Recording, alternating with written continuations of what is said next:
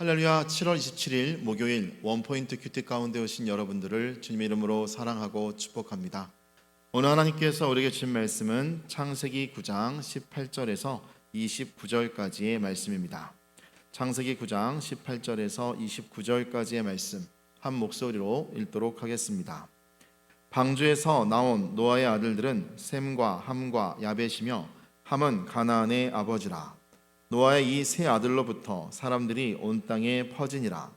노아가 농사를 시작하여 포도나무를 심었더니 포도주를 마시고 취하여 그 장막 안에서 벌거벗은지라. 가나안의 아버지 함이 그의 아버지의 하체를 보고 밖으로 나가서 그의 두 형제에게 알림해 셈과 야벳이 옷을 가져다가 자기들의 어깨에 메고 뒷걸음쳐 들어가서 그들의 아버지의 하체를 덮었으며 그들이 얼굴을 돌이키고 그들의 아버지의 하체를 보지 아니하였더라. 노아가 술이 깨어 그의 작은 아들이 자기에게 행한 일을 알고 이에 이르되 가나안은 저주를 받아 그의 형제의 종들의 종이 되기를 원하노라 하고 또 이르되 셈의 하나님 여호와를 찬송하리로다. 가나안은 셈의 종이 되고 하나님이 야벳을 창대하게 하사 셈의 장막에 거하게 하시고 가나안은 그의 종이 되게 하시기를 원하노라 하였더라. 홍수 후에 노아가 350년을 살았고 그의 나이가 950세가 되어 죽었더라. 아멘. 이 시간 허물을 덮는 사람이란 제목으로 담임 목사님께서 큐티 인도해 주시겠습니다. 할렐루야. 자, 우리가 오늘 이제 목요일을 맞이하면서 창세기 9장에서 노아의 가족의 이제 드디어 죄성이 다시 드러나고 있는 안타까운 모습을 보게 됩니다. 여러분, 세상의 죄인들을 다 죽였다고 해서 죄가 사라지는 것이 아닙니다. 인간 자신이 이 본능 속에 죄성을 품은 그런 아담의 후예로서 인간은 존재하게 된 거예요. 그래서 우리가 하나님의 음성을 듣지 못하면 결국 우리는 길을 찾지 못하고 진리 안에 들어올 수가 없습니다.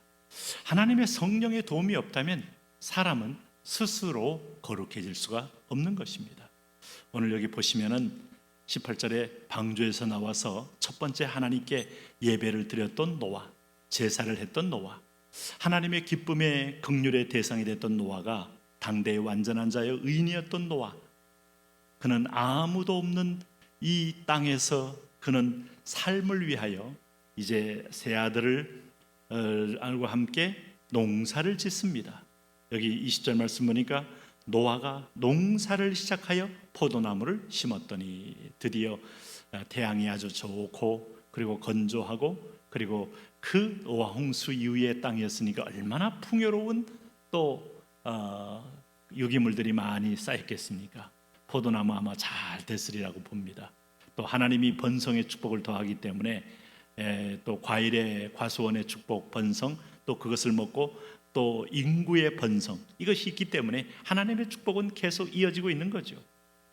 그래서 여기 이제 이 포도나무를 심고 나니 포도나무를 통해서 얻은 포도 열매로 여러 가지 이제 아름다운 식탁을 꾸리기도 하고 이걸 보존하기 위해서 모아두면 발효가 되어 드디어 포도주가 나오기도 합니다. 노아는 이 포도주를 몇 번 먹어보면서 아마 그는 굉장히 아마 그 술 맛에 대한 어떤 그 기쁨과 또 즐거움을 느꼈을 거예요. 이거 괜찮네 하고 또 기분이 좋아지고 약간 정신이 몽롱해지고 복잡한 세상 또 힘든 세상을 이기는데 뭐 꽤 괜찮은 어떤 음료네 하고 먹었을 겁니다. 하나님은 맨정신 가지고 여호와를 경외하고 정신이 분별하여서 하나님을 알기를 원하고 우리가 성령에 취해도 우리가 은사에 취하기를 원치 않아요. 취하는 게 아닙니다. 그래서 그러니까 내가 알지 못하는 방언 1만 마디 하는 것보다 내가 깨닫고 의지적으로 내 지정의를 동원하여 이렇게 하겠습니다, 이렇게 살겠습니다 하고 맨정신 가지고 하나님께 자원하여 고백하는 걸 하나님은 기다리고 계신 거예요. 그런데 오늘 보세요. 20절 말씀에 노아가 포도나무를 심었는데 포도주를 마시고 취하여 그 장막 안에서 벌거벗은지라. 자, 어느 정도 취했다는 것은 우리가 당연히 이제 포도가 발효가 되면 소위 알코올기가 있기 때문에 취할 수 있는데 문제는 그 다음입니다. 자기 스스로를 컨트롤하지 못할 만큼 만취된 거예요. 자, 우리는 에베소서 5장에서 술 취하지 말라는 말에 대한 엄중한 얘기는 신약에만 해당되는 게 아닙니다. 왜냐하면 내 스스로 인간의 본능과 충동이 나를 이끌어갈 수 있는 상황이 내 이성이 마비되고 내 어떤 지각이 마비되는 순간을 결코 하나님은 허락지 않아요. 그래서 마약하면 안 됩니다. 여러분, 요즘 말하는 마약성 어떤 환각제나 이런 것들 결코 건강한 것이 아닙니다. 그런 의미에서 보면 오늘 술 취하고 난 다음에 이 노아의 주사는 말을 많이 하는 게 아니라 옷을 벗어버리는 거였습니다. 아마 어떤 동기였든지 간에 열도 나고 그러니까 아마 벗되 아마 자기의 마지막에 부끄러운 속옷까지 다 벗어버렸을 거예요. 그 당시에 속옷이 발달이 안 됐기 때문에 적절한 어떤 그 천을 하나 안에 속옷으로 입고 바깥에 겉옷을 입는 상황이었을 텐데 겉옷을 벗은 것이 아니라 다 벗고 드러누워서 부끄러운, 자, 우리는 이 창세기 3장에서 아담과 하와가 범죄하고 난 다음에 서로의 부끄러운 벌거벗은 모습을 보고 부끄러워했다 그랬어요. 왜? 이것을 탐했을 때 쾌감을 이미 전제했기 때문에 얼굴이 빨개지고 부끄러움이 찾아온 겁니다. 전에는 순진했을 때는 그것이 부끄러움의 내용인지도 몰랐습니다. 자, 물론 그 두 사람은 부부였기 때문에 또 다른 의미가 있겠습니다만 모든 사람에게 충동과 본능을 느낄 수 있는 이것은 밝아진 게 아니라 죄성의 유혹이 시작됐다는 뜻이죠. 오늘 이 모습을 보았을 때 노아의 세 아들 셈과 함과 야벳, 이렇게 성경은 오늘 말하고 있습니다. 그 중에서 오늘 둘째 아들 함이 22절에 이렇게 말합니다. 가나안의 아버지 함이, 여기서 성경은 가나안의 아버지 카나안이란 말은 오늘 이게 저주의 이름으로 쓰여진 거예요. 여호수아를 통하여 가나안을 정복하게 했던 것은 바로 그 죄성에 대한 도성을 예표하며 상징성이 이어지고 있는 겁니다. 가나안, 그럴 때 이 카니아라는 이 동사는 정복하다라는 의미를 갖고 있어요. 그래서 이 가나안은 정복의 대상입니다. 죄는 정복의 대상입니다. 쾌락은 정복의 대상입니다. 인간의 모든 어떤 욕망은 정복의 대상입니다. 가나안, 바로 이것이 함이 그 죄성을 상징하는 존재로 똑같은 아버지, 경건한 아버지 밑에서 오늘 셈이 나오고 함이 나오고 야벳이 나왔다. 이게 인간의 죄의 뿌리예요. 아담에게서 아벨과 가인이 나온 것처럼 여러분, 그래서 이 땅의 죄의 세력은 결코 끊어지지 않아요. 오늘 그 함이 아버지의 하체를 보고 밖으로 나가서 그의 두 형제에게 알렸다. 이것은 재미로 삼았고 아버지의 수치를 드러내고 아버지라는 하나님을 대리한 권위 질서에 대해서 그는 모욕과 조롱함으로 형제들에게 알렸다 하는 뜻이 있습니다. 그러므로 이 함에게는 하나님 두려움이 없고 아버지를 경외하는 마음이 없다는 거죠. 이런 부분에서 조심과 어떤 면에서 입을 닫는 게 아니라 알렸다는 거예요. 이 말을 들은 셈과 야벳은 박수를 치며 아버지의 하체를 보면서 낄낄거린 것이 아니라 그는 민망함을 느끼고 옷을 가져다가 자기들의 어깨에 메고 뒷걸음쳐 들어가서 아버지의 모습을 보고 싶지 않다는 거예요. 그들의 아버지의 하체를 덮었으니 그들이 얼굴을 돌이키고 그들의 아버지의 하체를 보지 아니하였더라.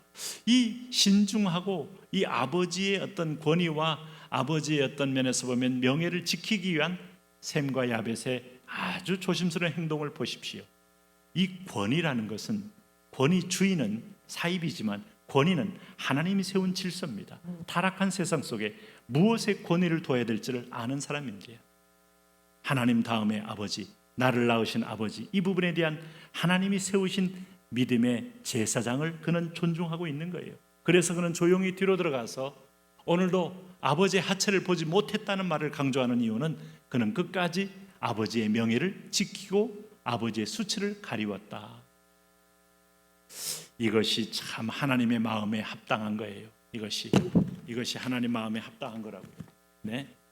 그래서 여러분 보세요.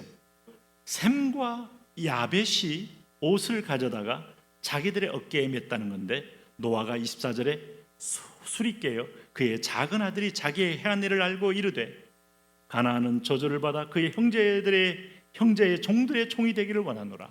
바로 아버지는, 여러분 어찌 보면 한 가족 속에서 실수는 본인이 해놓고 아들이 좀 그걸 우습게 로서니 바로 저주를 합니까? 그런데 이것이 바로 영적인 질서이기 때문에 그 저주 속에는 예언과 성취적인 대언의 능력이 있어요. 어떤 한 공동체의 권위 질서에게는 하나님이 대언의 권세를 줍니다. 그게 바로 말로 통치하고 말로 다스립니다.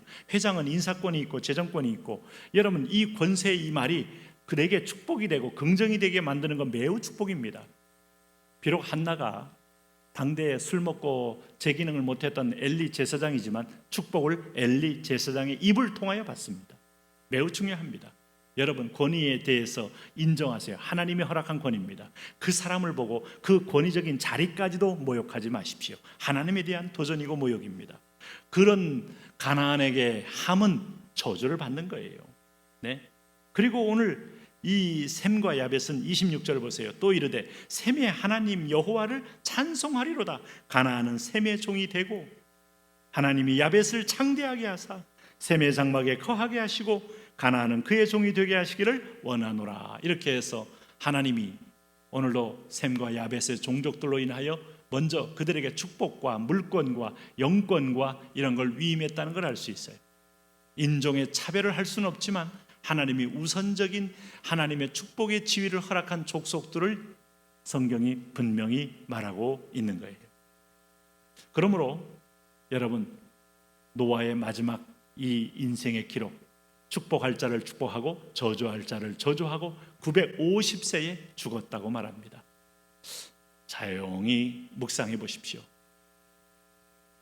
하나님의 권위를 세우진 권위적인 지위 자리에 있는 분들, 그분들과 아름다운 관계를 맺으십시오. 그리고 그분들의 지시와 말들이 하나님 말씀에 어긋나지 않는다면 기쁨으로 순종함으로 열매를, 축복이 입술이 되도록 내게 임하도록 하는 것도 지혜입니다. 그리고 하나님은 이런 사람을 통하여 세상을 통치해 가십니다.